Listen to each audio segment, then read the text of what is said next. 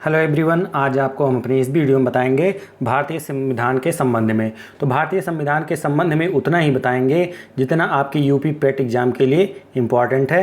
ये आपका घटना चक्र है। घटना चक्र की एक सीरीज मैं चला रहा हूँ, जो घटना चक्र में आपका दिया गया है। सभी सब्जेक्ट दिए गए हैं यूपी पेट के।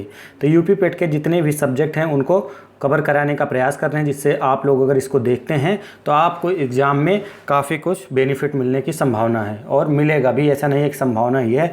तो काफ़ी कुछ इनसे संबंधित प्रश्न आएंगे, क्योंकि जितने इंपॉर्टेंट लगभग क्वेश्चन बनते हैं उसको घटना चक्र ने कवर करने का प्रयास किया है। इसके बाद हम आपको इससे संबंधित जितने भी प्रश्नोत्तर दिए गए हैं घटना चक्र की बुक में उसको भी सॉल्व कराएंगे। तो चलिए शुरू करते हैं अपने इस वीडियो को। तो सबसे पहले देखते हैं कि जो पहला पॉइंट दिया गया है, कैबिनेट मिशन 24 मार्च 1946 को भारत में आया था। तो कैबिनेट मिशन जो है 24 मार्च 1946 को भारत में आया था, जिसके माध्यम से आपके संविधान सभा का गठन किया गया था। पूछा जाता है संविधान सभा का गठन किसके माध्यम से किया गया था, तो कैबिनेट मिशन के माध्यम से किया गया था। 9 दिसंबर 1946 को संविधान सभा की पहली बैठक होती है। उस समय उसकी अध्यक्षता जो करते हैं सच्चिदानंद सिन्हा करते हैं। वो अस्थायी अध्यक्ष रहते हैं, मात्र एक दो दिन के लिए बनाए जाते हैं, 2 दिन के लिए बनाए रहते हैं। उसके बाद 11 दिसंबर 1946 को संविधान सभा द्वारा डॉक्टर राजेंद्र प्रसाद को संविधान सभा का अस्थायी अध्यक्ष निर्वाचित किया जाता है। अगर पूछा जाए तो संविधान सभा का सबसे पहला अध्यक्ष कौन था, तो सच्चिदानंद सिन्हा सबसे पहला अस्थायी अध्यक्ष, तब डॉक्टर राजेंद्र प्रसाद को कहा जाएगा। ठीक, उसके बाद इसमें दिया गया कि संवैधानिक सलाहकार कौन थे, BN राव। कहीं पे जल्दी लिखने को नहीं, देखने को नहीं मिलता कि बेनेगल नरसिंह राव। तो पूरा नाम इनका बेनेगल नरसिंह राव है, शॉर्ट फॉर्म में BN राव। तो BN राव क्या थे, संवैधानिक सलाहकार थे, इनको नियुक्त किया गया था। प्रारूप समिति के अध्यक्ष आप जानते होंगे डॉक्टर भीमराव अम्बेडकर थे। संविधान सभा में 13 दिसंबर 1946 को जवाहरलाल नेहरू द्वारा उद्देश्य प्रस्ताव प्रस्तुत किया गया था। आप हमारा पॉलिटी का एक देखेंगे, एक बनाए हैं प्लेलिस्ट, पॉलिटी वाले प्लेलिस्ट में आप जाके देख सकते हैं। काफ़ी कुछ चीज़ें मैंने विस्तृत रूप से आपको बताई है और आगे भी बताएंगे पॉलिटी से संबंधित। तो आप वहाँ पे जाके देख सकते हैं। अगर आपको ज़्यादा जानकारी चाहिए हो, विस्तृत से जानकारी पूरी संविधान की, तब उसको देख सकते हैं। तो हम बता रहे थे कि यहाँ पे कि संविधान सभा में जो उद्देश्य प्रस्ताव या प्रस्तावना जिसे हम कहते हैं प्रस्तुत किया गया था, वो जवाहरलाल नेहरू के द्वारा प्रस्तुत किया गया था। 13 दिसंबर 1946 को प्रस्तुत किया गया था। हमारा संविधान 2 वर्ष 11 माह 18 दिन में बनकर तैयार हुआ था। संविधान सभा द्वारा 24 जनवरी 1950 को संविधान पर हस्ताक्षर किया जाता है। तो 24 जनवरी 1950 को संविधान सभा की लास्ट बैठक होती है और उसी दिन उस पर हस्ताक्षर किया जाता है। ठीक, अब है भारतीय संविधान के विदेशी स्रोत। तो भारतीय संविधान में कौन सा जो नियम है या कौन सी व्यवस्था कहाँ से ली गई है उसके बारे में जानते हैं। ब्रिटेन के संविधान से क्या क्या लिया गया है इसके बारे में देख लेते हैं। ब्रिटेन के संविधान द्वारा संसदीय शासन पद्धति ली गई है। संसदीय शासन पद्धति जो भारत में है उसको ली गई है। विधि का शासन का लिया गया है कहाँ से, ब्रिटेन से ही। मंत्रिमंडलीय प्रणाली ब्रिटेन से। एकल नागरिकता ब्रिटेन से ही ली गई है। द्विसदनीय प्रणाली ब्रिटेन से। विधायी प्रक्रिया, संसदीय विशेषाधिकार, परमाधिकार, लेख आदि का उपबंध ब्रिटेन के संविधान से लिया गया। मात्र एक चीज़ आप याद रखिए कि संसदीय शासन पद्धति कहाँ ली गई है, ब्रिटेन के संविधान से। ठीक, तो ब्रिटेन के संविधान से लिया गया, यही बार बार पूछा जाता है। फिर आगे है अमेरिका के संविधान से क्या क्या लिया गया। उद्देशिका का विचार लिया गया है। न्यायिक पुनर्विलोकन लिया गया है, जो सुप्रीम कोर्ट को न्यायिक किसी मामले में न्यायिक पुनर्विलोकन उसका कर सकता है कि वो सही है गलत है, वो लिया गया है। न्यायपालिका की स्वतंत्रता ली गई है। मूल अधिकार लिया गया है। उपराष्ट्रपति का पद, राष्ट्रपति पर महाभियोग और उच्चतम न्यायालय तथा उच्च न्यायालय के न्यायाधीशों को हटाए जाने के संबंध में उपबंध भी वहीं से लिया गया है। आयरलैंड के संविधान से बार बार एक ही चीज़ पूछा जाता है, नीति निर्देशक तत्व। जो नीति निर्देशक तत्व सिद्धांत है उसको लिया गया है आयरलैंड के संविधान से। राष्ट्रपति के निर्वाचन की पद्धति भी वहीं से ली गई है। राज्यसभा के कुछ सदस्यों का नामांकन भी वहीं से लिया गया है। कनाडा के संविधान से क्या लिया गया है, सशक्त केंद्र के साथ संघीय व्यवस्था। तो संघीय व्यवस्था का ग्रहण कहाँ से किया गया है?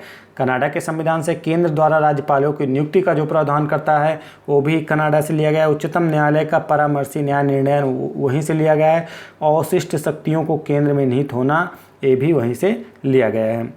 अब अगला पॉइंट है संसद के दोनों सदनों की संयुक्त बैठक, उद्देशिका की भाषा, व्यापार वाणिज्य और समागम की स्वतंत्रता तथा समवर्ती सूची जो है वो ऑस्ट्रेलिया के संविधान से ग्रहण किया गया है। तो कौन सा संसद की जो संयुक्त बैठक होती है, उद्देशिका की भाषा, व्यापार वाणिज्य समागम, तो ज़्यादातर क्या पूछा जाता है आपका समवर्ती सूची कहाँ किस संविधान से ली गई, किस देश के, और आपकी संसद के दोनों सदनों की संयुक्त बैठक, ये ज़्यादा पूछा जाता है। यही दोनों आप याद रहिएगा, रटे रहिएगा। जापान से विधि द्वारा स्थापित प्रक्रिया तथा दक्षिण अफ्रीका के संविधान से संविधान संशोधन की प्रक्रिया का उल्लेख किया गया लिया गया है। राज्यसभा के सदस्यों का निर्वाचन ग्रहण किया गया यहाँ से ही। ठीक, अब उसके बाद आगे चलते हैं। इसमें दिया गया मूल कर्तव्य तथा प्रस्तावना में न्याय के आदर्श को सोवियत संघ के संविधान से लिया गया है। 26 नवंबर 1949 को नागरिकता, निर्वाचन और अंतरिम संसद से जुड़े उपबंध लागू कर दिए गए थे। तो आपका जो संविधान है 26 नवंबर 1949 को पूर्णतः बनकर तैयार हो गया था और उसके कुछ उपबंध, अधिकतर उपबंध जो है उसी दिन लागू कर दिए गए थे। बाकी के जितने उपबंध बचे थे वो 26 जनवरी 1950 से लागू हुए थे। तो यही बता रहा है कि जो नागरिकता, निर्वाचन और अंतरिम संसद से जुड़े उपबंध 26 नवंबर 1949 को लागू कर दिए गए थे। फिर अगला पॉइंट है भारतीय संविधान 26 जनवरी 1950 को पूर्णतः लागू कर दिया गया था। कैबिनेट मिशन योजना के तहत संविधान सभा द्वारा भारतीय संविधान अधिनियमित हुआ था। संविधान सभा का जो गठन किया गया था मैंने पहले बताया, कैबिनेट मिशन योजना के तहत ही किया गया था। संविधान सभा का प्रांतीय संविधान समिति के अध्यक्ष सरदार वल्लभ भाई पटेल थे। संविधान द्वारा स्थापित मौलिक अधिकारों और अल्पसंख्यकों हेतु सलाहकार समिति के अध्यक्ष सरदार वल्लभ भाई पटेल आपके थे। संविधान निर्मात्री परिषद के तदर्थ झंडा समिति के अध्यक्ष डॉक्टर राजेंद्र प्रसाद थे। भारतीय संविधान की सभा में कुल 15 महिलाएं थी। जो भारतीय संविधान सभा का गठन किया गया था, कितनी महिलाएं थी? 15 महिलाएं थी। डॉक्टर भीमराव अंबेडकर को भारतीय संविधान का निर्माता भी कहा जाता है। 26 नवंबर 1949 को भारतीय संविधान को अंगीकृत, अधिनियमित और आत्मर्पित किया गया था। ये आपके प्रस्तावना में इसका उल्लेख किया गया है। फिर है वर्ष 1946 में जवाहरलाल नेहरू की अंतरिम सरकार में क्या बने थे? गृह मंत्री बनाया गया था। जवाहरलाल नेहरू की अंतरिम सरकार में गृह मंत्री कौन थे? सरदार वल्लभ भाई पटेल थे।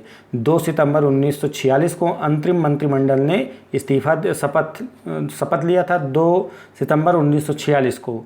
तो ये जरूरी नहीं कब शपथ लिया था, जल्दी नहीं पूछा जाएगा। अंतरिम मंत्रिमंडल ने शपथ लिया था 2 सितंबर 1946 को। अबुल कलाम आज़ाद भारत के प्रथम शिक्षा मंत्री थे। केशवानंद भारती के वाद में सर्वोच्च न्यायालय द्वारा संविधान के आधारभूत ढांचे का सिद्धांत दिया गया। तो ये 1973 में आपका केशवानंद भारती वाद आता है। ठीक है, तो इसी में मूल ढांचे का सिद्धांत प्रतिपादित किया गया था। पूछा जाएगा मूल ढांचे का सिद्धांत किसमें प्रतिपादित किया गया? तो केशवानंद भारती वाले केस में।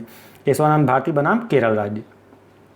फिर उसके बाद है संप्रभुता, संपन्न, लोकतांत्रिक और पंथ निरपेक्ष गणराज्य, संसदीय स्वरूप की सरकार, संघात्मक स्वरूप लेकिन प्रकृति में एकात्मक आदि भारतीय संविधान की मुख्य विशेषता है। इंग्लैंड का संविधान अलिखित है। वर्ष 1956 में देश के विभिन्न राज्यों में पुनर्गठन का आधार क्षेत्र की अधिकांश जनसंख्या द्वारा बोली जाने वाली भाषा थी। तो 1956 में देश को जो राज्य का पुनर्गठन का आधार था वो अधिकांश जनसंख्या द्वारा बोली जाने वाली भाषा के आधार पर था। तो भाषाई आधार पर सर्वप्रथम आंध्र प्रदेश राज्य का गठन हुआ था। आंध्र प्रदेश राज्य का भाषा के आधार पर सबसे पहले गठन किया गया था। सरकार का गणतंत्रीय तथा लोकतंत्रीय स्वरूप, मौलिक अधिकारों तथा राज्य के नीति निदेशक सिद्धांत के मध्य विभाजन तथा संविधान का संघीय चरित्र भारतीय संविधान का बुनियादी ढांचा माना जाता है। राज्य सरकारें केंद्र सरकार की एजेंट्स हैं। यह लक्षण संघीय सरकार के अनुरूप नहीं है। तो जो राज्य सरकार है वो केंद्र सरकार की एजेंट्स है। यह लक्षण संविधान सरकार के अनुरूप नहीं है, संघीय सरकार के, इसमें ऐसा कहा गया है। फिर देख लेते हैं संविधान के भाग और कौन कौन से विषय हैं, उनमें कौन कौन से विषय को लिया गया है। तो भाग में एक में क्या कहा गया है, संघ और उसका राज्य क्षेत्र। तो भाग एक में संघ और उसके राज्य क्षेत्र का उल्लेख किया गया है। भाग 2 में नागरिकता, भाग 3 में मौलिक अधिकार, भाग 4 में राज्य के निर्देशक तत्व का उल्लेख किया गया है, भाग 4 का में मूल कर्तव्य, भाग 5 में संघ का उल्लेख किया गया है, भाग 6 में राज्यों का उल्लेख किया गया है, मतलब राज्य की कार्यपालिका जो है, राज्य के जो राज्य सरकार है उनका उल्लेख किया गया है। भाग 7 में आपका प्रथम अनुसूची के भाग ख में राज्य निश्चित, तो आपका भाग 7 इम्पॉर्टेंट नहीं है। भाग 8 संघ और राज्य क्षेत्र का उल्लेख किया गया है। भाग 9 में पंचायत का उल्लेख किया गया है। भाग 9 का में नगर पालिकाएँ, भाग 9 खा में सहकारी समितियां, ये इंपॉर्टेंट था आपका, ये तीनों भाग 9 वाले। फिर भाग 10 आपका अनुसूचित जाति और जनजाति क्षेत्र के संबंध में है। भाग 11 आपका संघ और राज्यों के बीच संबंध का उल्लेख। भाग आपका 12 जो है वित्त, संपत्ति, संविदा और वाद से संबंधित है। भाग 13 में आपका भारत के राज्य क्षेत्र के अंदर व्यापार और वाणिज्य और समागम का उल्लेख किया गया है। ये इतना इम्पॉर्टेंट नहीं है, ना ए इम्पॉर्टेंट है आपका, ना आपका ए इम्पॉर्टेंट है। भाग 14 संघ और राज्यों के अधीन सेवाओं का उल्लेख किया गया है। भाग 15 का में अधिकरण, भाग 14 में आपका अधिकरण है। भाग 14 का में आपका अधिकरण का उल्लेख किया गया। भाग 15 में निर्वाचन से संबंधित जो निर्वाचन आयोग का उल्लेख किया गया, भाग 15 में ही किया गया है। भाग 16 की बात करें तो कुछ वर्गों के संबंध में विशेष उपबंध करता है, तो इम्पॉर्टेंट नहीं है। भाग 17 आपका इम्पॉर्टेंट है, इसमें राजभाषा का उल्लेख किया गया। भाग 18 भी इम्पॉर्टेंट है, आपात उपबंध किया गया, जो आपातकालीन शक्तियाँ हैं। 352 हो गया, चाहे आपका था 356 हो गया, और 360 का उल्लेख जो है ये भाग 18 में आपका किया गया, इम्पॉर्टेंट है। 19 भी इम्पॉर्टेंट नहीं है, इसमें प्रकीर्ण का उल्लेख किया गया है। भाग 20 संविधान का संशोधन, ये इम्पॉर्टेंट है आपका, इसको याद रखिएगा। संविधान का संशोधन भाग 20 में, उसके बाद कोई इम्पॉर्टेंट नहीं है। अस्थायी संक्रमणकालीन और विशेष उपबंध भाग 21। भाग 22 में संक्षिप्त नाम प्रारंभ हिंदी में प्राधिकृत पाठ और निरसन, तो ये इतना इम्पॉर्टेंट ये नहीं था। तो जो मैंने बताया है कि इम्पॉर्टेंट है, आप उसको ज़रूर 1 से 2 से 3 बार, जितना भी बार हो सके आपको एकदम कंठस्थ होना चाहिए कि किस भाग में किसका उल्लेख किया गया है। आगे है अगला पॉइंट, संघीय सरकार, संसदीय सरकार और न्यायपालिका की स्वतंत्रता भारतीय संविधान की विशेषता है, जबकि भारतीय संविधान में अध्यक्षात्मक सरकार की प्रणाली नहीं अपनाई गई है। जब संसदीय अपनाई गई है तो अध्यक्षात्मक की बात ही नहीं उठती। अध्यक्षात्मक तो आपकी अमेरिका वाले संविधान में है। भारत एक संघ है क्योंकि उसका संविधान राज्य और केंद्र के बीच सत्ता की साझेदारी की सुविधा देता है। सार्वजनिक हित याचिका की संकल्पना की शुरुआत यूएसए में हुई थी। पब्लिक PIL, जो PIL है सार्वजनिक हित याचिका, उसकी PIL की शुरुआत सबसे पहले कहाँ हुई थी, यूएसए में। भारत के क्षेत्र में राज्यों के क्षेत्र, संघीय क्षेत्र तथा अन्य क्षेत्र शामिल हैं जो अधिगृहीत हो सकते हैं। जवाहरलाल नेहरू संविधान सभा की संघ संविधान समिति के अध्यक्ष थे। संविधान सभा का संचालन समिति के अध्यक्ष डॉक्टर राजेंद्र प्रसाद थे। संविधान सभा के मौलिक अधिकारों की उप समिति के अध्यक्ष JB कृपलानी थे। ये आपके इसमें था जो इम्पोर्टेंट था। अब अगला जो पॉइंट है, वर्तमान में भारतीय संविधान के मूल पाठ में जो भारतीय मूल संविधान है उसमें कुल 22 भाग थे, 395 अनुच्छेद थे और 12 अनुसूचियाँ। अगर मूल में पूछा जाए तो 12 अनुसूचियाँ नहीं थी, केवल 8 अनुसूचियाँ थी। वर्तमान में कितनी हैं, 12 अनुसूचियाँ हैं। हालांकि गणना की दृष्टि से संविधान में अनुच्छेदों की संख्या देखा जाए तो 450 से अधिक हो गई है, लगभग 465 प्लस है। ठीक है, तो 465 प्लस गणना के हिसाब से देखा जाए, जैसे कोई हो गया कि अनुच्छेद 15 हो गया, 15 अनुच्छेद 15 का 15 खा 15 गा, इस तरह से, तो इस तरह से कुल मिला के संख्या 465 प्लस पहुंच गई है। विधायी विषयों को संविधान की 7वीं अनुसूची में रखा गया है। तो विधायी जो अनुसूचियां हैं, अनुसूचियों से संबंधित आप वीडियो देख लीजिएगा, उसमें क्लियर हो जाएगा। तो विधायी विषय जो हैं, जो संविधान में उल्लेख किया गया है कि संघ सूची पर कौन कानून बनाएगा, राज्य सूची पर कौन कानून बनाएगा, और जो संघ राज्य सूची समवर्ती सूची हैं तो उस पर कानून कौन बनाएगा, इसका उल्लेख आपके 7वीं अनुसूची में किया गया है। तो विधायी विषयों का संविधान के 7वीं अनुसूची में रखा गया है। भारत के संविधान के अंतर्गत पुलिस, लोक स्वास्थ्य और स्वच्छता प्रति व्यक्ति कर, निखात निधि, गैस और गैस संक्रमण, कृषि, रेलवे, पुलिस, कारागार, पंचायती राज एवं भूमि सुधार राज्य के विषय हैं। तो जो रेलवे दिया गया है, रेलवे पुलिस, ये राज्य का विषय नहीं है, पुलिस विषय है, लेकिन रेलवे जो है वो केंद्र सरकार का विषय होती है। ठीक, उसके बाद देखते हैं रेडियो, टेलीविज़न, शेयर बाजार, डाकघर, बचत बैंक और जनगणना, बीमा, रक्षा, रेलवे एवं निगम कर संघ की सूची के विषय में सम्मिलित किया गया है। आर्थिक नियोजन, आपराधिक मामले, जनसंख्या नियंत्रण और परिवार नियोजन, शिक्षा, वन, दंड प्रक्रिया, विवाह, विवाह विच्छेद एवं गोद लेना समवर्ती सूची के अंतर्गत सम्मिलित हैं। भारत के संविधान में अवशिष्ट शक्तियां संघ सरकार को प्रदान की गई हैं। तो अवशिष्ट शक्तियां वह शक्तियां होती हैं जो तीनों सूचियों में, संघ सूची, राज्य सूची, समवर्ती सूची में उल्लेख नहीं किया गया है, उन्हें अवशिष्ट शक्तियां जाना जाता है।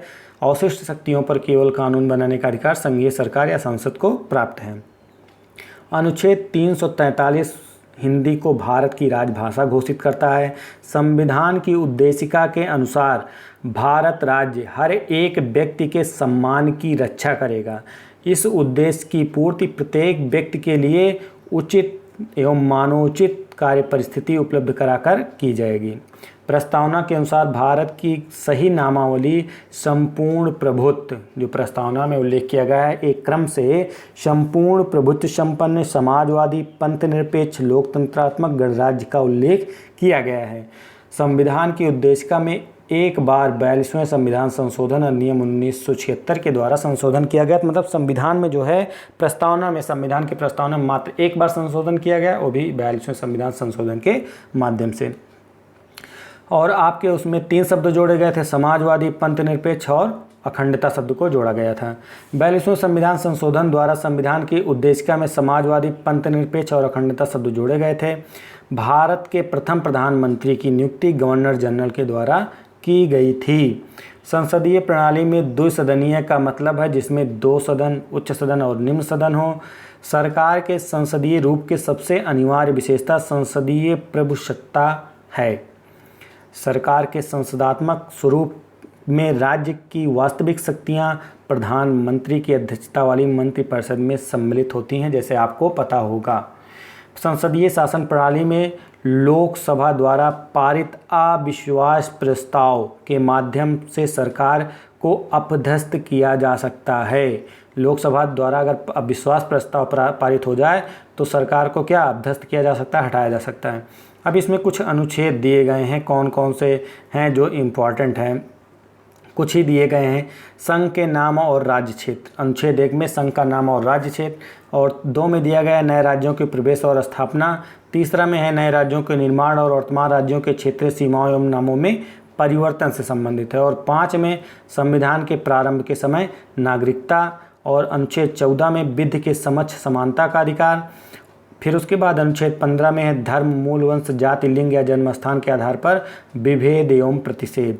अनुच्छेद 17 की बात करें तो अस्पृश्यता का अंत। आपको हम एक वीडियो में केवल अनुच्छेद जो 1 से लेकर पूरा जितने इंपॉर्टेंट है उसको हम आपको बता देंगे, आप उस वीडियो को देख लीजिएगा। इसमें ज़्यादा कुछ नहीं दिया गया, इसलिए वहाँ पर हम बता देंगे क्योंकि इम्पॉर्टेंट है, इसमें ज़्यादा उतना अनुच्छेद के बारे में नहीं दिए हैं। फिर अगला टॉपिक हम देखते हैं, इसमें दिया गया है अनुसूची। अनुसूचियों के संबंध में दिया गया है कि कौन सी अनुसूची में किसका उल्लेख किया गया है। तो सबसे पहले देखते हैं आपकी जो है पहली अनुसूची में राज्य व संघ राज्य क्षेत्र का उल्लेख किया गया है। दूसरी अनुसूची में आपके भारतीय संघ के पदाधिकारियों को मिलने वाले वेतन, भत्ते तथा पेंशन आदि के संबंध में। तो सीधा सीधा पहली अनुसूची में संघ और राज्य क्षेत्र का उल्लेख किया गया है, दूसरी अनुसूची में आपके वेतन का उल्लेख किया गया है, तीसरी अनुसूची में आपके शपथ का, कुछ अधिकारी ऐसे पदाधिकारी हैं जिनकी शपथ का उल्लेख किया गया अनुसूची 3 में। चौथी अनुसूची में राज्यसभा के स्थानों का आवंटन, जो राज्यसभा में हर राज्य के कितने स्थान प्राप्त हुए हैं उनके आवंटन का उल्लेख किया गया है। 5वीं अनुसूची में अनुसूचित जाति और जनजाति क्षेत्रों के प्रशासन और नियंत्रण के बारे में उपबंध किया गया है। और 6ठी अनुसूची की बात करें आपके तो असम, मेघालय, त्रिपुरा और मिजोरम, असम, मेघालय, त्रिपुरा, मिजोरम MM असम, मेघालय, त्रिपुरा, मेघालय, मिजोरम, ATMM याद रखिएगा।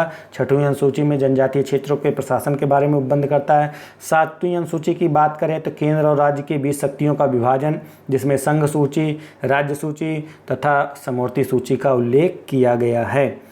इसमें संघ सूची में कुल 97 विषय का उल्लेख किया गया, जो वर्तमान में बता रहा है 98 विषय हैं, तथा उल्लेख है जिस पर कानून बनाने का अधिकार केवल संघ को है। राज्य सूची में कुल 66 विषय है, वर्तमान में 59 विषय है जिन पर कानून राज्य द्वारा बनाए जाते हैं। समवर्ती सूची में कुल 47 है, वर्तमान में 52 विषय का उल्लेख किया गया है। तो इसमें जो है आपके वर्तमान में 61 विषय हैं, किसमें आपके जो राज्य सूची है 61 विषय हैं वर्तमान में, और आपके इसमें जो संघ सूची है उसमें 100 विषय हैं, और इसमें आपका कुल 52 विषय हैं। इतना उल्लेख है, इसमें शायद कुछ मिसप्रिंट है। जिन पर कानून बनाने का अधिकार संघ तथा राज्य दोनों को है: पुलिस, लोक सेवा, स्वास्थ्य, स्वच्छता, प्रति व्यक्ति कर, गैस, कृषि, रेलवे, पुलिस, कारागार, पंचायती राज एवं भूमि सुधार राज्य सूची के विषय हैं। रेडियो और टेलीविज़न, शेयर बाजार, डाकघर, बचत, ये जनगणना, बैंकिंग, बीमा निगम, ये सब जो है सूची किसके विषय हैं? ये समवर्ती के हैं। आर्थिक नियोजन, आपराधिक, जनसंख्या मामले, ये आपके केंद्र के थे, और इसके बाद जो है वो आर्थिक नियोजन, आपराधिक मामले, जनसंख्या, और इसके बाद दिया गया है आपका, यहाँ पे देखते हैं, इसमें दिया गया है नियंत्रण, परिवार नियंत्रण, जो जनसंख्या नियंत्रण, परिवार नियोजन, शिक्षा, वन दंड प्रक्रिया संहिता, विवाह, विवाह विच्छेद, तलाक आदि गोद लेना समवर्ती सूची के विषय में सम्मिलित किए गए हैं। 8वीं अनुसूची में 22 भाषाओं का उल्लेख किया गया। शुरू में 14 भाषाएं थी, लेकिन वर्तमान में 22 भाषाएं हैं। 1967 में सिंधी को 21वें संविधान संशोधन द्वारा सम्मिलित किया गया था। 1992 में कोंकणी और नेपाली को, मणिपुरी को 71वें संविधान संशोधन, और 2004 में संथाली, डोगरी, मैथिली तथा बोडो को 92वें संविधान संशोधन द्वारा 8वीं अनुसूची में सम्मिलित किया गया है। ठीक है, उसके बाद 2014 में उड़ीसा वाली भाषा को सम्मिलित किया गया था, उड़िया को, और उसके बाद है 9वीं अनुसूची। 9वीं अनुसूची विशिष्ट अधिनियमों और विनियमों का सत्यापन, प्रथम संविधान संशोधन अधिनियम 1951 के द्वारा संविधान में 9वीं सूची को शामिल किया गया था। तो 9वीं सूची को कब शामिल किया गया? आपके प्रथम संविधान संशोधन 1951 के माध्यम से सम्मिलित किया गया। जवाहरलाल नेहरू कार्यकाल के दौरान इस अनुसूची में लगभग 284 अधिनियम हैं वर्तमान में। 10वीं अनुसूची में दल बदल परिवर्तन के संबंध में निरर्हता के बारे में उपबंध किया गया है, जो 52वें संविधान संशोधन 1985 के द्वारा सम्मिलित किया गया था। फिर है 11वीं अनुसूची, पंचायतों के अधिकार से संबंधित है, पंचायतों से संबंधित है। कुल मिला के ये समझिए, जो 73वें संविधान संशोधन अधिनियम 1992 के माध्यम से सम्मिलित किया गया। पंचायती राज से संबंधित जो भी विषय हैं 29 विषय टोटल है पंचायत में। 12वीं अनुसूची नगर पालिकाओं के अधिकार से संबंधित है। 74वें संविधान संशोधन 1992 के द्वारा इसको सम्मिलित किया गया, संवैधानिक दर्जा दिया गया, और इसमें कुल 18 विषय का उल्लेख किया गया है आपके। ठीक, उसके बाद आपका आता है संविधान के अनुच्छेद। अब संविधान के कुछ महत्वपूर्ण बारे में दिए गए, क्या दिए गए इसको हम देख लेते हैं। संविधान के अनुच्छेद 1 भारत राज्यों का संघ होगा का उल्लेख करता है, मतलब यूनियन शब्द का उपयोग किया गया है। भारतीय संघ में नए राज्य का निर्माण संसद कर सकती है। संसद को किसी राज्य में से उसका राज्य क्षेत्र अलग करके, अथवा 2 या 2 से अधिक राज्यों को मिलाकर, अथवा किसी राज्य क्षेत्र को किसी राज्य भाग के साथ मिला करके एक नए राज्य का निर्माण कर सकती है। अनुच्छेद 3 में ऐसा कहा गया है।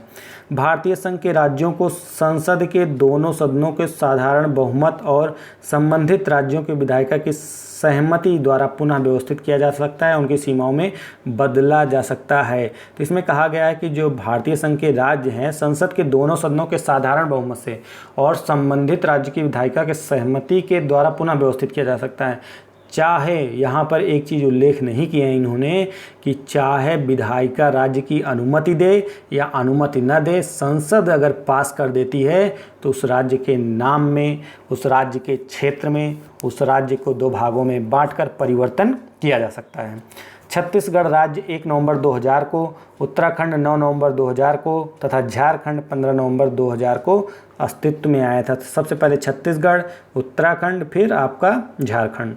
उसके बाद नवगठित राज्य तेलंगाना 2 जून 2014 को अस्तित्व में आया था, जो आंध्र प्रदेश राज्य से अलग हुआ था। अब इसके बाद आपका आगे है भारत में वर्तमान में टोटल 28 राज्य 8 केंद्र शासित प्रदेश है। तो इस चीज़ को याद रखिएगा, 28 राज्य 8 केंद्र शासित प्रदेश हैं, क्योंकि कई बार इसमें अभी परिवर्तन हुए हैं इसी गवर्नमेंट में, बीजेपी गवर्नमेंट के दौरान, जिससे लोग कंफ्यूज होते हैं। 28 राज्य 9 से केंद्र शासित बताते हैं, 28 राज्य 10 केंद्र शासित, 29 राज्य बताते हैं। तो ये सबको ध्यान रखिएगा। जम्मू कश्मीर राज्य पुनर्गठन अधिनियम 2019 के अनुसार जम्मू और कश्मीर का विभाजन 2 संघ राज्य क्षेत्रों तथा जम्मू कश्मीर और लद्दाख में कर दिया गया। अमेरिका संविधान संघीय संविधान की एक विशेषता है। दादरा और नगर हवेली तथा दमन और दीव को राजधानी के रूप में दमन को निर्दिष्ट किया गया। मतलब दादरा नगर हवेली और दमन दीव को एक में कर दिया गया, और जो राजधानी बनाया गया वो दमन है, दमन इनकी राजधानी है। उल्लेखनीय है कि दादरा और नगर हवेली तथा दमन और दीव संघ राज्य क्षेत्रों का विलय अधिनियम 2019 के तहत दोनों संघ राज्य क्षेत्रों का विलय कर दिया गया। गुजरात राज्य का गठन 1 मई 1960 को हुआ था। हिमाचल प्रदेश की राजधानी शिमला है। चंडीगढ़ संघ राज्य क्षेत्र है। लोकतंत्र में सत्ता का संचालन जनता के प्रतिनिधियों के द्वारा होता है। भारत के संविधान भाग 2 में नागरिकता का उल्लेख किया गया है। तो ये आपसे संबंधित था जो इसके बारे में मैंने बताया। अब देख लेते हैं नए राज्यों का गठन वर्ष। कई बार पूछता है कि इस राज्य के गठन का क्रम से या तो कालक्रम के अनुसार लगाइए, गठन के अनुसार, या तो कब इनका गठन हुआ था, इससे संबंध में इम्पॉर्टेंट है। तो पहला आपका जो दिया गया है इसमें आंध्र प्रदेश का गठन 1953 में हुआ था। सबसे पहले भाषा के आधार पर राज्य का गठन आंध्र प्रदेश का ही हुआ था 1953 में। गुजरात का 1960 में स्थापना हुई थी। नागालैंड की 1963, उसके बाद हरियाणा 1966, हिमाचल प्रदेश आपका 1971। हरियाणा और पंजाब का 1966 में हुआ था, क्योंकि दोनों एक दूसरे से अलग हुए थे, इतना याद रखिएगा। हिमाचल प्रदेश का 1971, मेघालय 1972, मणिपुर एवं त्रिपुरा 1972, सिक्किम का 1975, मिजोरम, अरुणाचल प्रदेश, गोवा 1987, और छत्तीसगढ़, उत्तराखंड, झारखंड का 2000 में, तेलंगाना का 2014 में क्या हुआ था, एक गठन किया गया था। अब है भारतीय नागरिकता अधिनियम 1955। भारतीय नागरिकता अधिनियम 1955, इसमें क्या कहा गया है कि भारतीय नागरिकता प्राप्त की जा सकती है किसके द्वारा, जन्म के द्वारा, रक्त संबंध या वंश परंपरा के द्वारा, रजिस्ट्रीकरण के द्वारा, देशीकरण के द्वारा, और किसी भूभाग के सम्मिलन के द्वारा। अगर किसी भूभाग को भारत में सम्मिलित किया जाता है, भारत का अंग बनाया जाता है, तो उसे भी नागरिकता प्राप्त होगी। 5 तरीके से नागरिकता प्राप्त करने के तरीके बताए गए हैं भारत में। किसी व्यक्ति को भारतीय नागरिकता हेतु आवेदन करने से पूर्व कम से कम 5 वर्ष की अवधि तक भारत में निवास करना आवश्यक है। नागरिकता अधिनियम 1955 द्वारा प्रदत्त शक्ति के अधीन केंद्रीय सरकार को इस प्रश्न का निर्धारण करने का एकमात्र निर्णयाधिकार है कि एक व्यक्ति जो भारत का नागरिक था, विदेशी राज्य की नागरिकता अर्जित करने के बाद भारतीय नागरिकता खो देगा। अगर कोई व्यक्ति भारत की नागरिकता रखते हुए दूसरे देश की नागरिकता ग्रहण करता है, तो उसकी नागरिकता स्वयं समाप्त हो जाएगी। आगे है नागरिकता के बारे में विधि बनाने का संपूर्ण शक्ति जो है संसद को दी गई है। भारतीय संविधान के भाग 3 में मूल अधिकार, भाग 4 में राज्य के नीति निर्देशक तत्व, भाग 4 का में मूल कर्तव्य का उल्लेख किया गया है। वर्तमान में जो मूल अधिकारियों की संख्या है 6 है, लेकिन अगर पहले की बात की जाए मूल संविधान में, तो मूल अधिकारियों की संख्या 7 थी। मूल भारतीय संविधान में मौलिक अधिकारों की संख्या 7 थी। 44वें संविधान संशोधन 1978 के द्वारा अनुच्छेद 31 तथा अनुच्छेद 19 के खंड 1 किसमें, अनुच्छेद 31 में, तथा अनुच्छेद 19 के उपखंड 4 में उल्लिखित संपत्ति के अधिकार को मौलिक अधिकार की सूची से हटा दिया जाता है। किसके माध्यम से, 44वें संविधान संशोधन के माध्यम से। इस वीडियो में ज़्यादा कुछ डिटेल में बताने की ज़रूरत नहीं है, अगर बताएंगे बहुत लंबा हो जाएगा, फिर आप लोग को मन भी नहीं करेगा देखने को, इसलिए शार्ट में जितना इसमें दिया गया उतना ही आपको बता दे रहे हैं। बाकी अलग से जब वीडियो बनेगा संविधान का, सब कुछ डिटेल में एक एक चीज़ें 44वें संविधान संशोधन के माध्यम से क्यों आवश्यक हो गया संपत्ति के अधिकार को हटाना, इन सब के बारे में विस्तृत रूप से आपको हम बताएंगे। तो पहले जो पीटी का एग्ज़ाम है उसको क्लियर करने की आवश्यकता है, तो उसके लिए जितना भी दिया गया है उतना हमें लगता है, क्योंकि हमने पढ़ा है, काफ़ी कुछ पढ़ा है, तो उसमें सफिशिएंट मैटर लगता है। हाँ, कुछ हद तक कुछ अनुच्छेदों के बारे में नहीं बताया गया, वही थोड़ा आपको जानने की ज़रूरत है, बाकी सब कुछ सही है। फिर आगे है संपत्ति के अधिकार को अनुच्छेद 300 का के अंतर्गत कानूनी अधिकार बनाया गया है। तो संपत्ति के अधिकार को हटा के 300 का के अंतर्गत रख दिया गया और कानूनी अधिकार बना दिया गया है। भारतीय संविधान के अनुच्छेद 12 से 35 तक मूल अधिकारों का उल्लेख किया गया है। कानून का नियम अर्थात कानून की दृष्टि से सभी व्यक्ति जो हैं वो समान होते हैं। अनुच्छेद 14 से अनुच्छेद 18 तक अधिकार समानता के अधिकार का उल्लेख किया गया है। किसका? समानता के अधिकार का उल्लेख किया गया है। अगर आप इसको देखना चाहते हैं तो हमने अनुच्छेद से संबंधित एक वीडियो बनाया, आप वहाँ पे जाके देख सकते हैं, सारे के सारे डाउट क्लियर हो जाएंगे और अनुच्छेद से संबंधित अगर कोई क्वेश्चन आता है तो आप गलत करके नहीं आएंगे। ठीक, आगे है भारतीय संविधान के अनुच्छेद 40 का स्रोत विधि के समक्ष समानता ब्रिटिश संविधान से तथा विधियों का समान संरक्षण अमेरिकी संविधान से प्राप्त होता है। ठीक, आप जो वीडियो बनाए हैं political science previous year question paper, वहाँ पे आपको प्लेलिस्ट में मिल जाएंगे सारे वीडियो। संविधान के अनुच्छेद 16 में सार्वजनिक रोजगार से संबंधित मामलों में भारत के सभी नागरिकों के लिए अवसर की समानता की गारंटी देता है। तो सार्वजनिक रोजगार में अवसर की समानता अनुच्छेद 16 में उल्लेख किया गया है। अनुच्छेद 19 से 22 तक 4 अनुच्छेदों का जिसमें स्वतंत्रता के अधिकार प्रदान किया गया का उल्लेख किया गया है। हमारे संविधान के अनुच्छेद 19(1) का में प्रेस की स्वतंत्रता का उल्लेख किया गया है। अनुच्छेद 21 का में उल्लिखित 6 से 14 वर्ष के बच्चों को निःशुल्क अनिवार्य शिक्षा उपलब्ध कराए जाने का राज्य का कर्तव्य होगा। अन्य मौलिक अधिकार जो दिए गए हैं, मौलिक अधिकार के बारे में जो मैं सोच रहा था, लेकिन मौलिक अधिकार के बारे में इसमें दिया गया है, सभी अनुच्छेद लगभग इन्होंने कवर किया है। तो मौलिक अधिकार जो है शोषण के विरुद्ध अधिकार अनुच्छेद 23 में इसका उल्लेख करता है। अनुच्छेद 23 और 24 में शोषण के विरुद्ध अधिकार का उल्लेख किया गया है। धार्मिक स्वतंत्रता का अधिकार अनुच्छेद 25 से 28, सांस्कृतिक एवं शिक्षा संबंधी अधिकार अनुच्छेद 29-30, संवैधानिक उपचारों का अधिकार है अनुच्छेद 32 में। तो बाबा भीमराव अंबेडकर ने संवैधानिक उपचारों को अनुच्छेद 32 को क्या कहा है? संविधान की आत्मा कहा है। लेकिन अगर पूछा जाए संविधान की आत्मा किसे कहा गया है तो प्रस्तावना को या उद्देशिका को कहा गया, लेकिन भीमराव अंबेडकर के अनुसार तो आप अनुच्छेद 32 को चुनेंगे। अनुच्छेद 22 में गिरफ्तारी और निषेध से संरक्षण के संबंध में उपबंध किया गया है और अनुच्छेद 23 में मनुष्यों को अवैध व्यापार एवं बलात्कार श्रम को निषेध करता है। अनुच्छेद 23 में अनुच्छेद 25-28 में धर्म की स्वतंत्रता का उल्लेख किया गया है। भारतीय संविधान में मौलिक कर्तव्यों की संख्या कितनी है? मौलिक कर्तव्य की संख्या 11 है। शुरुआत में 10 थी लेकिन बाद में एक जोड़ दिया गया है। राष्ट्रीय आपातकाल के दौरान भारत के नागरिकों के मौलिक अधिकारों के उपयुक्त प्रतिबंध लगा सकता है, युक्त प्रतिबंध लगा सकता है जो जरूरी होगा। ऐसा नहीं कि बिना नियम के ही सब पे लगा दे। मौलिक अधिकार न्यायालय द्वारा परिवर्तनीय है, जबकि नीति निर्देशक तत्व न्यायालय द्वारा परिवर्तनीय नहीं है। मौलिक अधिकार के लिए न्यायालय में वाद लाया जा सकता है, लेकिन नीति निर्देशक तत्व के लिए न्यायालय में कोई वाद नहीं लाया जा सकता है। अगला पॉइंट है भारतीय भूमि पर धर्म, मूल वंश, जाति, लिंग या जन्म स्थान के आधार पर भेदभाव से प्रतिरक्षा करता है। मौलिक अधिकार एक विदेशी नागरिक को प्राप्त नहीं है। कौन कौन से धर्म, मूल वंश, जाति, लिंग, जन्म स्थान? कुछ मौलिक अधिकार हैं जो विदेशी नागरिकों को प्राप्त नहीं है। सभी के सभी ऐसा नहीं है कि सभी नहीं प्राप्त हैं, कुछ ऐसे हैं जो प्राप्त नहीं हैं। निवारक निरोध के अंतर्गत एक व्यक्ति को बिना मुकदमा चलाए 3 माह के लिए बंदी बनाया जा सकता है। परमादेश याचिका का शाब्दिक अर्थ होता है समादेश, मतलब हम आदेश देते हैं। प्रतिषेध का आदेश उच्चतम न्यायालय अथवा उच्च न्यायालय द्वारा जब कोई निचली अदालत अपने अधिकार क्षेत्र का अतिक्रमण करके किसी मुकदमे की सुनवाई करती है तो उन्हें ऐसा रोकने के लिए प्रतिषेध की रिट जारी की जाती है। जो 5 प्रकार की रिटें जारी की जाती हैं अनुच्छेद 32 के माध्यम से सुप्रीम कोर्ट के द्वारा जारी की जाती हैं और 226 अनुच्छेद के माध्यम से हाई कोर्ट के द्वारा 5 प्रकार की रिटें जारी की जा सकती हैं। मौलिक अधिकारों के प्रवर्तन के लिए सुप्रीम कोर्ट की अधिकारिता को प्रचालित करने की गारंटी संविधान के अनुच्छेद 32 में है। नीति निर्देशक सिद्धांतों में पुरुष और महिला दोनों के लिए समान कार्य के लिए समान व्यवस्था की गई है।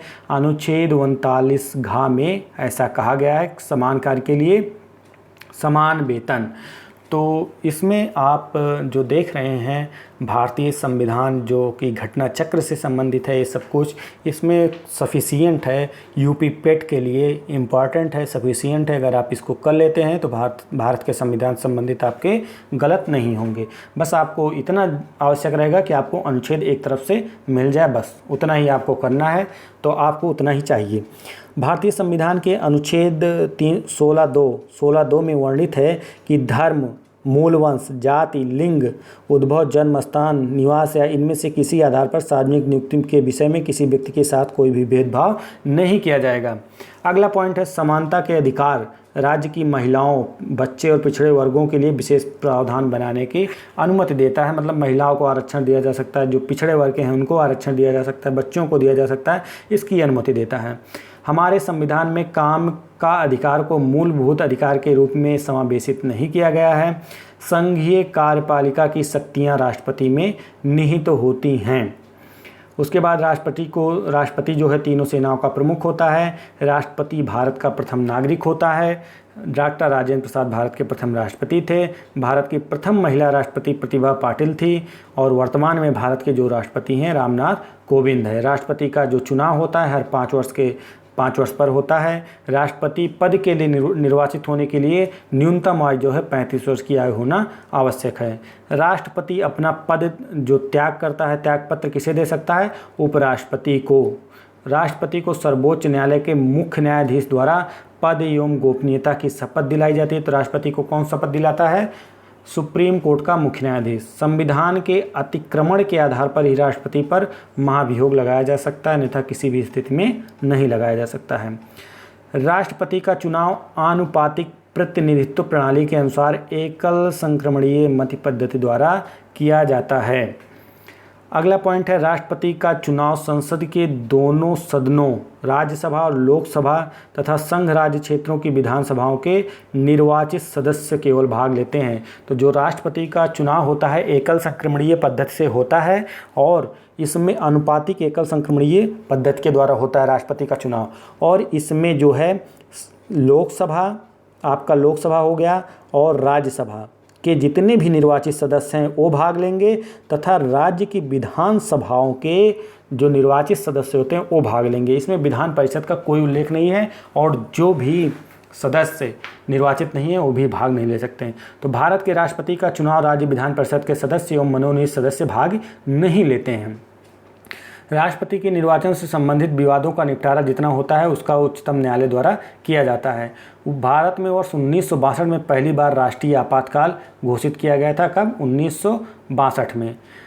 राष्ट्रीय आपातकाल संसद की स्वीकृति के उपरांत 6 माह तक जारी रहता है। संसद अगर स्वीकृत कर दे आपातकाल को तो 6 माह तक चलेगा तथा 6 माह के बाद संसद को विशेष बहुमत से अनुमोदन करके उससे आगे अनंत काल के लिए जारी रखा जा सकता है।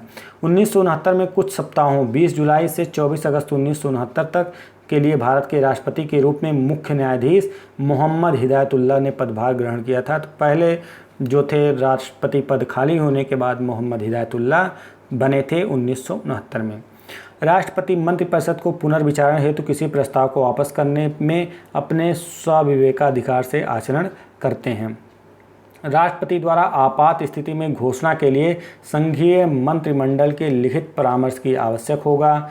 किसी राज्य में आपातकाल घोषित करने का अधिकार राष्ट्रपति को है। राष्ट्रपति किसके अनुसार चलता है? मंत्रिपरिषद जो कहेगी राष्ट्रपति वही करता है। राष्ट्रपति अनुच्छेद 352 के तहत राष्ट्रीय आपातकाल, अनुच्छेद 356 में राज्यों में राष्ट्रपति शासन तथा अनुच्छेद 360 के अंतर्गत वित्तीय आपातकाल के प्रावधान का उल्लेख किया गया है। राष्ट्रपति अनुच्छेद 352 के तहत युद्ध, बाह्य आक्रमण या सशस्त्र विद्रोह के समय मंत्रिमंडल के परामर्श पर राष्ट्रीय आपातकाल घोषित करते हैं। राष्ट्रपति अनुच्छेद 356 के तहत राज्यों में संवैधानिक तंत्र विफल हो जाने पर राष्ट्रपति शासन लागू करते हैं। राष्ट्रपति के अनुच्छेद 360 के तहत वित्तीय अस्थिरता के समय मंत्रिमंडल से परामर्श कर वित्तीय आपातकाल की घोषणा कर सकता है। भारत में वित्तीय आपातकाल कभी लागू नहीं हुआ है। भारतीय संसद के 3 अंग होते हैं: राष्ट्रपति, राज्यसभा और लोकसभा। राज्यसभा को उच्च सदन कहा जाता है, राज्यसभा को बुजुर्गों की सभा भी कहा जाता है, लोकसभा को निम्न सदन कहा जाता है तथा एक लोकप्रिय सदन भी है। राज्यसभा एक अस्थायी सदन होता है जिसे कभी भंग नहीं किया जा सकता। राज्यसभा के प्रत्येक 1/3 सदस्य जो है प्रत्येक 2 वर्ष बाद अपनी कार्यकाल पूर्ण करके सेवानिवृत्त हो जाते हैं। पुनः फिर चुनाव होता है दूसरे सदस्यों का या उन्हीं को चुनाव होता है। राज्यसभा के सदस्यों का कार्यकाल जो होता है वो 6 वर्ष के लिए होता है। राज्यसभा के 12 सदस्य राष्ट्रपति द्वारा मनोनीत किए जाते हैं। राज्यसभा के सदस्य के लिए न्यूनतम आयु जो है 30 वर्ष का रखा गया तथा लोकसभा के लिए न्यूनतम आयु 25 वर्ष। तो लोकसभा का जो प्रधानमंत्री होता है, प्रधानमंत्री बनने के लिए न्यूनतम सीमा कितनी होती है? 25 वर्ष। सामान्यतः लोकसभा के सदस्यों का कार्यकाल 5 वर्ष होता है, लेकिन अस्थायी नहीं होता है क्योंकि इसे कभी भी भंग किया जा सकता है। राज्यसभा के सदस्यों का निर्वाचन विधानसभा के निर्वाचित सदस्यों के द्वारा आनुपातिक प्रतिनिधित्व पद्धति के अनुसार एकल संक्रमणीय मत पद्धति के द्वारा किया जाता है। फिर उसके बाद आगे देखते हैं राज्यसभा के उपसभापति का निर्वाचन जो है राज्यसभा के सदस्यों के द्वारा किया जाता है। साहित्य, विज्ञान, कला, समाज सेवा के क्षेत्र में विशेष ज्ञान या व्यवहारिक अनुभव रखने वाले व्यक्ति राष्ट्रपति द्वारा राज्यसभा के लिए मनोनीत किए जा सकते हैं। भारतीय संघीय कार्यपालिका में राष्ट्रपति एवं मंत्रिपरिषद होती है। जवाहरलाल नेहरू के बाद लाल बहादुर शास्त्री भारत के प्रधानमंत्री बने थे। लोकसभा के सदस्यों का निर्वाचन प्रत्यक्ष रूप से जनता के द्वारा किया जाता है। लोकसभा को जनता के सदन के नाम से भी जाना जाता है क्योंकि इनका प्रत्यक्ष निर्वाचन जनता के द्वारा किया जाता है। ऐसे व्यक्ति को जो संसद का सदस्य नहीं है मंत्री पद पर नियुक्त किया जा सकता है, परंतु 6 महीने के अंदर उसे संसद के किसी भी सदन का सदस्य बनना अनिवार्य है। नहीं बनता तो उसे हटा दिया जाएगा। भारत के पूर्व प्रधानमंत्री भूतपूर्व श्रीमती इंदिरा गांधी मोतीलाल नेहरू की पोती थी। भारत में 25 अक्टूबर 1951, 21 फरवरी 1952 के बीच प्रथम आम चुनाव हुए थे। 25 अक्टूबर 1951 और 21 फरवरी 1952 के बीच प्रथम आम चुनाव कराया गया था। भारतीय राजनीति व्यवस्था में कार्यपालिका विधायिका के प्रति उत्तरदायी होती है। अब आगे है सरकार के संसदीय स्वरूप में संसद को वास्तविक शक्तियाँ प्राप्त होती हैं। राज्यसभा की अधिकतम संख्या 250 होती है। शून्यकाल या 0 आवर लोकसभा में दोपहर 2 बजे से अपराह्न 1 बजे तक का होता है। अध्यक्ष लोकसभा में सिर्फ मतों की संख्या जब बराबर होती है तभी अपने मत का प्रयोग कर सकते हैं। श्रीमती इंदिरा गांधी जब भारत की प्रधानमंत्री बनी तो भारत के राष्ट्रपति डॉक्टर सर्वपल्ली राधाकृष्णन थे। सर्वोच्च न्यायालय के न्यायाधीश बनने के लिए न्यूनतम योग्यता 5 वर्ष के लिए या 1 या 2 से अधिक उच्च न्यायालयों में न्यायाधीश बने रहना, या सर्वोच्च न्यायालय के न्यायाधीश बनने के लिए न्यूनतम योग्यता उच्च न्यायालय में लगातार 10 वर्ष की वकालत करना है, तभी उच्चतम न्यायालय में वो न्यायाधीश बन सकता है। भारत में न्यायिक समीक्षा की शक्ति सर्वोच्च न्यायालय को प्राप्त है। उच्च न्यायालय को न्यायाधीश राष्ट्रपति द्वारा नियुक्त किए जाते हैं। पुडुचेरी संघ राज्य क्षेत्र की न्यायपालिका मद्रास उच्च न्यायालय के प्रशासनिक नियंत्रण के अधीन है। भारत के 42वें मुख्य न्यायमूर्ति HL दत्तू थे। वर्तमान में उच्चतम न्यायालय के मुख्य न्यायाधीश शरद अरविंद बोबड़े हैं, लेकिन वर्तमान में ये नहीं है शरद अरविंद बोबड़े। वर्तमान में जो आपके मुख्य न्यायाधीश हैं सुप्रीम कोर्ट के, वो आपके NB रमन्ना है। कौन है? NB रमन्ना। ये सुप्रीम कोर्ट के मुख्य न्यायाधीश वर्तमान में हैं। ठीक, तो वर्तमान में मुख्य न्यायाधीश सुप्रीम कोर्ट के NB रमन्ना है। उच्चतम न्यायालय में एक मुख्य न्यायाधीश, 33 अन्य न्यायाधीश और टोटल 34 न्यायाधीश हैं उच्चतम न्यायालय में। लोक अदालतों के अधिवेशन की अध्यक्षता जिला न्यायाधीश करते हैं। भारत के सर्वोच्च न्यायालय को मूल अधिकार के प्रवर्तन के लिए 5 प्रकार की रिट जारी करता है, जो अनुच्छेद 32 के माध्यम से करता है। गुजरात उच्च न्यायालय अहमदाबाद में स्थित है। राज्य के उच्च न्यायालय का मुख्य न्यायाधीश भारतीय राज्य के राज्यपाल को शपथ दिलाता है। उच्च न्यायालय के न्यायाधीशों की सेवानिवृत्ति की आयु 62 वर्ष तथा जो केंद्र के हैं उनकी 65 वर्ष होती है। उच्चतम न्यायालय के न्यायाधीश को साबित कदाचार एवं असमर्थता के आधार पर हटाया जा सकता है, वो भी बहुमत के द्वारा संसद में। राज्य क्षेत्र का साझा उच्च न्यायालय पंजाब, हरियाणा एवं चंडीगढ़ का साझा उच्च न्यायालय है। मद्रास उच्च न्यायालय की न्यायपीठ मदुरै में कार्य करती है। उच्च न्यायालय तथा उच्चतम न्यायालय वेतन तथा सेवा शर्तें संशोधन अधिनियम 2018 के अनुसार सर्वोच्च न्यायालय के मुख्य न्यायाधीश का मासिक वेतन जो है 2,80,000 तथा अन्य न्यायाधीशों का मासिक वेतन 2.5 लाख रुपए कर दिया गया है।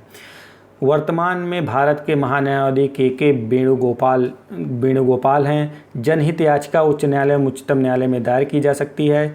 उच्च न्यायालय के मुख्य न्यायाधीश की नियुक्ति जो है वो राष्ट्रपति के द्वारा की जाती है। सर्वोच्च न्यायालय की प्रथम महिला न्यायाधीश फातिमा बीबी थी। तो सर्वोच्च न्यायालय की प्रथम महिला न्यायाधीश कौन थी? फातिमा बीबी।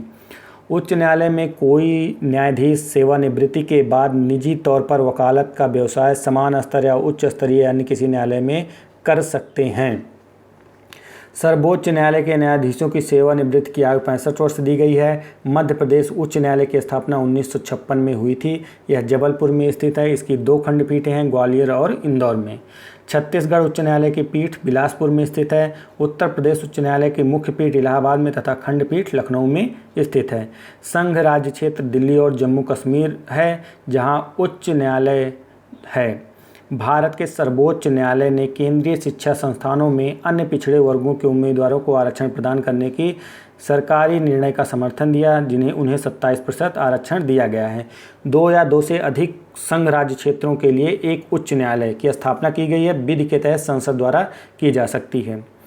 भारत का सर्वोच्च न्यायालय किसी व्यक्ति को लोक पद जिसके लिए वह पात्र नहीं है धारण करने से रोकने के लिए अधिकार परीक्षा याचिका जारी की जा सकती है, अनुच्छेद 32 के माध्यम से, जिसे कियो वारंटों के नाम से भी जानते हैं। भारत के उच्च न्यायालय के मुख्य न्यायाधीश बनने वाले प्रथम महिला लीला सेठ थी। कोलकाता उच्च न्यायालय का अंडमान और निकोबार द्वीप समूह पर प्रादेशिक क्षेत्राधिकार है। लोक प्रतिनिधित्व अधिनियम 1951 की धारा 80 के अंतर्गत चुनाव विवाद पर फैसला देने का अधिकार उच्च न्यायालय के पास है।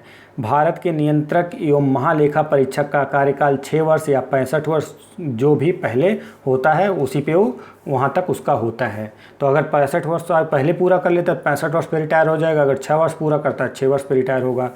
नियंत्रक एवं महालेखा परीक्षक की नियुक्ति राष्ट्रपति करते हैं। नियंत्रक एवं महालेखा परीक्षक सार्वजनिक धन का संरक्षक होता है। अनुच्छेद 148 से 151 तक नियंत्रक महालेखा परीक्षक का उल्लेख किया गया है। भारत के महान्यायवादी की नियुक्ति राष्ट्रपति करता है। महान्यायवादी भारत सरकार का प्रथम जो है विधि अधिकारी होता है। महान्यायवादी को भारत राज्य के राज्य क्षेत्र के सभी न्यायालयों में सुनवाई का अधिकार होता है। महान्यायवादी संसद की कार्रवाई में भाग ले सकता है तथा बोल सकता है, परंतु मत नहीं दे सकता है। राष्ट्रपति राज्यों के राज्यपालों की नियुक्ति करते हैं। राज्यपाल राष्ट्रपति के प्रसाद पर्यंत पद धारण करते हैं, मतलब जब तक राष्ट्रपति की प्रसाद मिलता रहेगा तब तक पद पर रहेंगे, जब नहीं मिलेगा तो नहीं रहेंगे। राज्यपाल को उच्च न्यायालय के मुख्य न्यायाधीश के पद एवं गोपनीयता की शपथ ग्रहण करवाते हैं। जो राज्यपाल होते हैं उच्च न्यायालय के मुख्य न्यायाधीश उनको शपथ दिलवाते हैं। राज्यपाल का मासिक वेतन 3.5 लाख रुपए प्रति माह है। सरोजिनी नायडू स्वतंत्र भारत की पहली महिला राज्यपाल थी। सरोजिनी नायडू स्वतंत्रता के बाद पहली बार उत्तर प्रदेश की राज्यपाल बनी थी। राज्य के मंत्रियों की मंत्रिपरिषद का प्रमुख मुख्यमंत्री होता है। राज्य के मुख्यमंत्री की नियुक्ति भारत के राज्यपाल द्वारा की जाती है। राज्य विधानसभा का सदस्य बने बिना कोई व्यक्ति अधिकतम 6 मास की अवधि के लिए मंत्रिपरिषद का सदस्य बन सकता है, लेकिन 6 माह के बाद उसे 6 माह के पहले ही उसे चुनाव में किसी चुनाव को जीतना होता है, चाहे वो विधान परिषद का सदस्य बन जाए चाहे वो विधानसभा का। भारत के राष्ट्रपति के अतिरिक्त राज्यों के राज्यपालों के पास क्षमा करने की शक्ति प्राप्त होती है, लेकिन मृत्युदंड के संबंध में नहीं कर सकते हैं। चंडीगढ़ शहर 2 राज्यों पंजाब एवं हरियाणा की राजधानी है। विधानसभा में निर्वाचित होने के लिए न्यूनतम सीमा जो है 25 वर्ष है।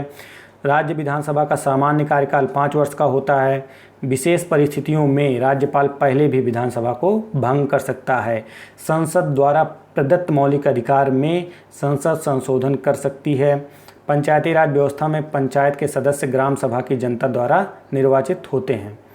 किसी भी गिरफ्तार व्यक्ति की स्वतंत्रता या जीने का अधिकार का उल्लंघन माना जाएगा यदि उसे अपने वकील से विचार विमर्श करने का मौका नहीं दिया जाता है। केवल कुछ लोगों के पास ही मत देने का अधिकार होना चुनाव की प्रजातांत्रिक प्रक्रिया का समर्थन नहीं करता है। 86वें संविधान संशोधन 2002 के माध्यम से शिक्षा अधिकार को मौलिक अधिकार का दर्जा दिया गया। तो ये याद रखिएगा, 86वें संविधान संशोधन अधिनियम 2002 के माध्यम से शिक्षा के अधिकार को मौलिक अधिकार बना दिया गया, जो 21 काम है जिसका उल्लेख किया गया है। भारतीय संविधान के अनुच्छेद 14 के अनुसार भारतीय भूभाग में किसी व्यक्ति को कानून की नज़र में समान होने या कानून द्वारा समान सुरक्षा पाने के अधिकार की अनदेखी राज्य सरकारों द्वारा बिल्कुल नहीं की जा सकती है। हमारे संविधान का अनुच्छेद 14 कानून के समक्ष समानता से संबंधित है। धर्म, मूल, वंश, जाति, लिंग, जन्मस्थान के आधार पर भेदभाव निषेध अनुच्छेद 15 में किया गया है। तो इन आधारों पर भेदभाव नहीं किया जा सकता है। भारतीय संविधान में सामाजिक समानता की स्वीकृति दी गई है। न्यायपालिका मौलिक अधिकारों की रक्षक होती है। किसी व्यक्ति के मौलिक अधिकारों का जब उल्लंघन होता है तो वह सर्वोच्च न्यायालय, उच्च न्यायालय के पास जा सकता है, और साथ ही भारतीय जो उच्चतम न्यायालय है उस आपके संविधान का भी संरक्षक है। भारत के संविधान में मौलिक कर्तव्यों को वर्ष 1976 में सम्मिलित किया गया था, 42वें संविधान 1976 के माध्यम से। किसकी सिफारिश पर? स्वर्ण सिंह समिति की सिफारिश पर। वैज्ञानिक सोच और सुधार की भावना का विकास करना भारतीय संविधान के भाग 4 के अंतर्गत मौलिक कर्तव्य में शामिल है।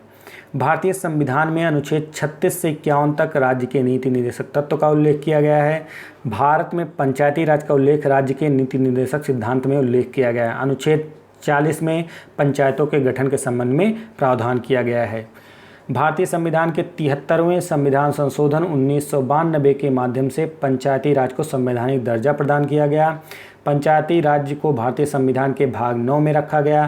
पंचायती राज त्रिस्तरीय ग्राम पंचायत, क्षेत्र पंचायत तथा जिला पंचायत को अपनाया गया है।